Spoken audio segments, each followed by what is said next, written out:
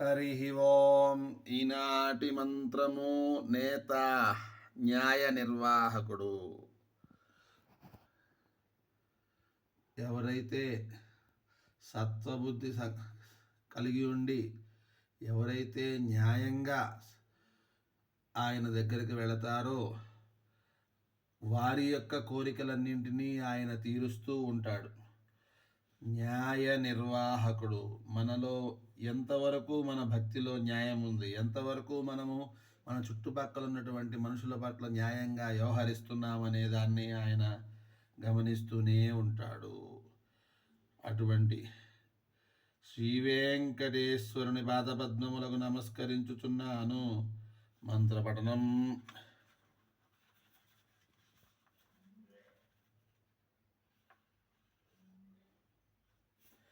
ఓం నేత్రే నమః. ఓం నేత్రే నమః. ఓం నేత్రే నమః.